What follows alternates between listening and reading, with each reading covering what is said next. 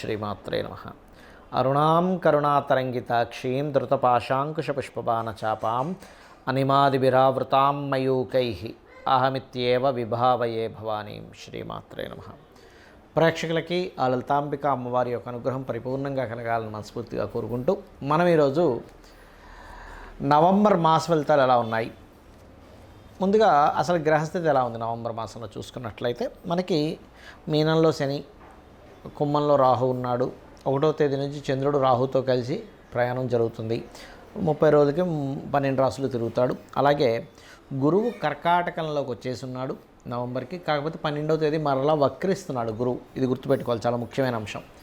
కేతువు వచ్చేసి మనకి సింహంలోని, శుక్రుడు 2వ తేదీ వరకు కన్యలో ఉంటూ 2వ తేదీ మళ్ళా తులలోకి వెళ్ళిపోతాడు. వెళ్ళిపోయినటువంటి శుక్రుడు 27వ తేదీ వరకు ఉంటాడు. అంటే దాదాపుగా 25 రోజుల పాటు తులలో రవితో కలిసి ఉంటాడు శుక్రుడు.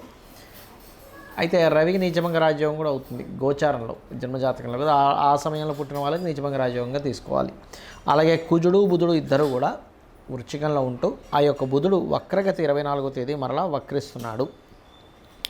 ఈ యొక్క గ్రహస్థితిని అనుసరించి ఇంకోటి ఏంటంటే రవి 17వ తేదీ వృశ్చికంలో రవి కుజుడితో వెళ్ళి కలుస్తాడండి. కాబట్టి ఈ యొక్క గ్రహస్థితిని అనుసరించి ద్వాదశ రాసుల వారికి ఎలా ఉండబోతుంది, వారు ఏ విషయాల పట్ల జాగ్రత్త వహించాలి, ఏ దేవతారాధన చేసుకోవాలనేటువంటి అంశాలు మనం ఇప్పుడు ఒక్కొక్కటిగా తెలుసుకుందాం. అయితే ఈ విషయాలు చెప్తుంది నేనైనప్పటికీ కూడా చెప్పిస్తుంది సాక్షాత్ లలిత అమ్మవారిగా భావిస్తూ తెలుసుకుందాం.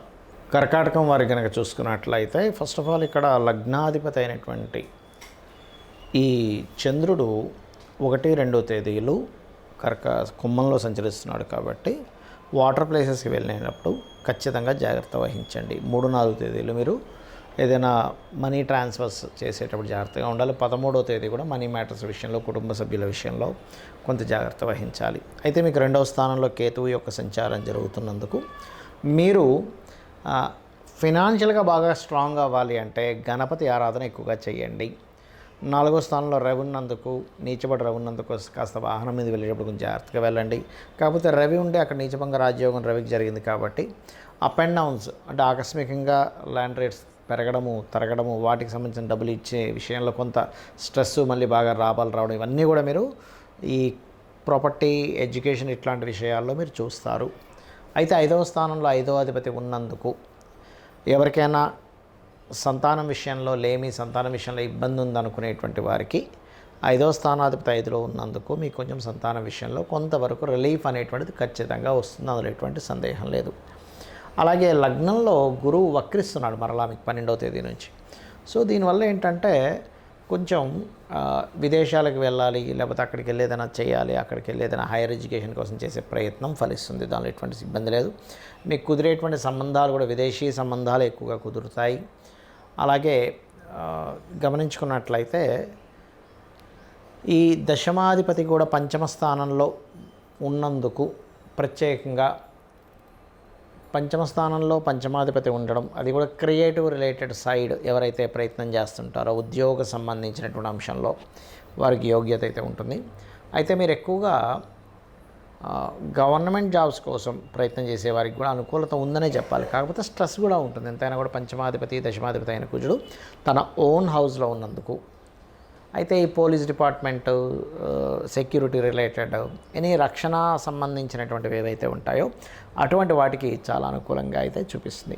ఇక మీరు నిత్యము చేయవలసినటువంటి దేవత ఆరాధన ఏమిటి అని చెప్పి చూసుకున్నట్లయితే ఎక్కువగా గణపతిని ఆరాధించండి ముందు. ఎందుకంటే 2లో కేతు ఉన్నాడు కాబట్టి ఫైనాన్షియల్ గ్రోత్ అనేది పెరుగుతుంది. ఏమైనా స్ట్రక్ అయిపోయినా కూడా కాస్త మీకు క్లియర్ అవ్వడం జరుగుతుంది. మరియు మీరు ఎక్కువగా స్కందుడిని ఎక్కువగా ఆరాధించండి. ఎంత మీరు సుబ్రహ్మణ్యేశ్వర స్వామి యొక్క ఆరాధన చేస్తారో అంత బాగుంటుంది, గుర్తుపెట్టుకోండి. అలాగే మీరు వీలైతే కనుక కాస్త ఉలవలు దానంగా ఇవ్వడం, గణపతి ఆలయాలకు వెళ్ళి అక్కడ ఏదైనా గ్రాసము, మనకి గరిక అంటారు, గ్రాసం కాదు, గ్రాసమేమో గోవుకు తినిపించండి. గణపతి ఆలయంలో ఏదైనా గోవులు ఉన్నట్లయితే గరికని మాత్రం గోవు దగ్గర కాకుండా ఆ యొక్క గణపతి దగ్గర సమర్పించండి, బాగుంటుంది.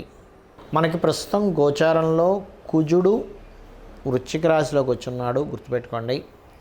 అయితే ఈ కుజుడు ఎప్పుడైతే వృశ్చికంలోకి ఎంటర్ అయ్యాడో, ఇది నవంబర్ మాస ఫలితాలు చెప్పుకుంటున్నా, దీనికంటే ముందే ఎంటర్ అయిపోయాడు, ఒక 10-15 రోజుల ముందే.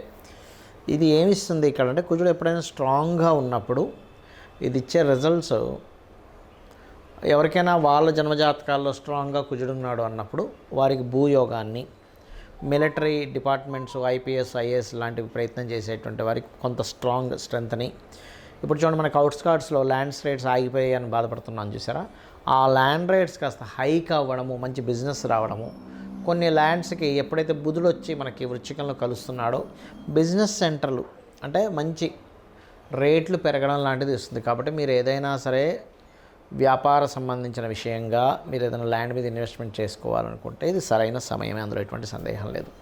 ఇక మరొక విషయం ఏంటంటే ఇక్కడ చాలామంది జన్మజాతకంలో అసలు ఏ యోగం ఉంది అనేటువంటి విషయాన్ని తెలుసుకోకుండా కేవలం ఏలినాటి శని ఉంది అందుకే నాకేం కలిసి రావట్లేదు, లేకపోతే నాకు కాలసర్ప యోగం ఉంది అందుకే కలిసి రావట్లేదు అని ఊరికే అసలు పెద్దగా ఎఫెక్ట్ చూపించినటువంటి వాటి మీద ఎక్కువ కాన్సన్ట్రేషన్ చేసి భయపడుతూ ఉంటారు. కానీ ఇక్కడ ఏంటంటే మనం భయపడ్డం కాదు, శాస్త్రం అంటే అసలు రూట్ ఎటుంది. ఇప్పుడు చూడ మనం ఒక గమ్యానికి చేరుకోవాలి, అప్పుడు ఏం చేస్తాం, మనం చక్కగా ఫోన్ తీసుకొని లొకేషన్ టైప్ చేస్తాం. లొకేషన్ టైప్ చేస్తే వే చూపిస్తుంది మనం గమ్యం చేరుకోవడానికి. అలాగే ఆస్ట్రాలజీ కూడా ఏంటంటే అందరికీ ఇవాళ రేపు ఉన్నటువంటి ప్రాబ్లం ఏంటి, ధనపరమైనటువంటి ఇబ్బంది. ఎందులో ఏ రంగంలోకి వెళ్తే నాకు డబ్బులు వస్తాయి, అయితే మీరు ఆ రంగం ఎంచుకున్నా కూడా దాని మీద మీరు పర్టికులర్గా వర్క్ చేయాలి.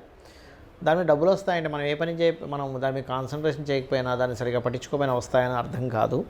ఆ రూట్లో మీకు అంటే ఇక్కడ నుంచి మీరు ఉదాహరణకి తిరుపతికి వెళ్ళాలి, 700 కిలోమీటర్లు, ఈ రూట్లో వెళ్తే వస్తాయి అంటే ఆ రూట్లో ఖచ్చితంగా మీరు ప్రయాణం చేస్తూ ఉండాలి. మధ్యలో ఆగిపోతే ఎలా ఉంటుందంటే కుందేలు తాబేలు కథలాగే ఉంటుంది. అది వెళ్ళేటి స్పీడ్గా వెళ్ళి మధ్యలో ఆగి కొంచెం నిద్రపోయినప్పుడు ఎలా అయితే తాబేలే గెలుస్తుందో, కాన్స్టెంట్గా ఆ రూట్లో ప్రయాణం చేసేవాడు ఖచ్చితంగా గెలుస్తాడు. అంటే దీనికి ఏమిటంటే మీ రెండవ అధిపతి, మీ ధనాధిపతి ఎక్కడ ఉన్నాడు, ఏ మార్గాల ద్వారా మీకు ధనం వచ్చే యోగం ఉంది, మీ సెకండ్ లార్డ్ ఎవరు, అసలు మేషం నుంచి మీనం వరకు సెకండ్ లార్డ్ ఎవరు, మీకు ఏ రూట్లో ఉంది, అది వదిలేసి మనకు కొన్ని ఇంట్రెస్ట్లు ఉంటాయి. నేను ఫలానా ఇంట్రెస్ట్ అండి, ఫైన్, తప్పేమీ కాదు. కానీ మీ ఇంట్రెస్ట్ ఉన్నటువంటిది హాబీ వరకు ఉంటే ఓకే, కానీ దాని మీదే కంప్లీట్గా మీ యొక్క లైఫ్ ఆధారపడి మీ యొక్క సాంసారిక జీవితాన్ని కూడా దాని మీదే పనం పెట్టినట్లయితే ఏమవుతుందంటే మీతో పాటు మీ ఫ్యామిలీ మెంబర్స్ కూడా సఫర్ అవుతుంటారు మనం రాంగ్ రూట్లో వెళ్ళడం వల్ల. కాబట్టి ఏంటంటే ఎప్పుడు కూడా మీ ధనాధిపతి ఎక్కడున్నాడు, పాపకత్తెరలో ఉన్నాడా, శుభకత్తెరలో ఉన్నాడా, ఇప్పుడు ఇన్వెస్ట్మెంట్స్ చేయడం కరెక్టా కాదా. ఇప్పుడు ఎలా ఉంటుందంటే ఒక వ్యక్తికి వ్యాపార యోగాలు ఉన్నాయి, వ్యాపారం పెట్టకూడని సమయంలో వ్యాపారం పెడతాడు, అప్పుడు రాంగ్ రూట్లో అంటే అది వ్యాపార యోగం ఉన్నప్పటికీ పెట్టకూడని సమయంలో స్టార్టింగ్లో కనుక అతను వ్యాపారంలో మొదలు పెట్టినట్లయితే ఇబ్బంది వస్తుంది. అలా అవన్నీ చూసుకోవాలి. అలా కాదండి జాబే, కొంతమందికి ఇక్కడ జాబ్ చేస్తే బాగుంటుంది, ఇంకొంతమందికి వేరే రాష్ట్రాలు మారితే బాగుంటుంది, మరికొంతమందికి వేరే దేశాలకు వెళ్తే బాగుంటుంది, మరికొంతమంది వాళ్ళు మీడియేటింగ్ రిలేటెడ్ బిజినెస్లే చేయాలి. కాంట్రాక్ట్ బిజినెస్లు అంటే వేరే వాళ్ళ దగ్గర కాంట్రాక్ట్ తీసుకుని వీలు చేయడం, లేకపోతే మీడియేటింగ్గా ఉంటూ చేయడం, ఇలాంటివి ఉంటాయి బిజినెస్లు. అంటే ప్రోడక్ట్ రిలేటెడా, లేనట్లయితే ప్రోడక్ట్ కాకుండా సర్వీస్ రిలేటెడ్ బిజినెస్లు చేయాలి. అసలు ఎప్పుడు కరెక్ట్, పెద్ద మొత్తంలో చేస్తే మంచిదా, చిన్న మొత్తంలో ఏదో సైలెంట్గా ఉండి చేసుకోవాలి. ఎందుకంటే ఇవన్నీ తెలియకపోతే ఏమవుద్దంటే పెద్ద మొత్తంలో ఏదో కొన్ని కోట్లు ఖర్చు పెడతారు, అవన్నీ పోతాయి, ఇబ్బంది పడతారు. అలా కాకుండా ఇక్కడే వెతుక్కుంటూ ఉంటారు జాబ్ కోసం, వాళ్ళకి విదేశాల్లోనూ లేకపోతే వేరే రాష్ట్రానికి వెళ్తే వస్తుందని ఉంటుంది, పాపం టైం అంతా వేస్ట్ అయిపోతుంది. సో మనకేంటంటే ఆస్ట్రాలజీ అనేటువంటిది స్పెసిఫిక్గా నువ్వు ఈ సమయంలో ఈ పని చేస్తే నీకు చాలా బాగుంటుంది, నువ్వు ఇప్పుడు ఈ డెసిషన్స్ తీసుకుంటే బాగుంటుంది, ఈ రూట్లోకి వెళ్తే బాగుంటుంది అని ఒక మార్గ నిర్దేశం చూపించేది. జ్యోతి అంటాం అందుకే దాన్ని జ్యోతిష్ శాస్త్రం అంటే ఒక జ్యోతిలా వెలుగుని చూపించేది. అంతేగాని ఏలినాటి శని ఉందని భయపడ్డము, కాలసర్ప యోగం ఉందని భయపడ్డము, లేకపోతే ఇంకోటి ఏదో మహాదశ నడుస్తుందని భయపడడానికి కాదు. మనం ఒక గమ్యాన్ని చేరుకోవాలంటే అక్కడ నిలబడి భయపడం, ప్రయాణం ఎటు వెళ్ళాలో చూసుకుంటూ వెళ్ళిపోతాం.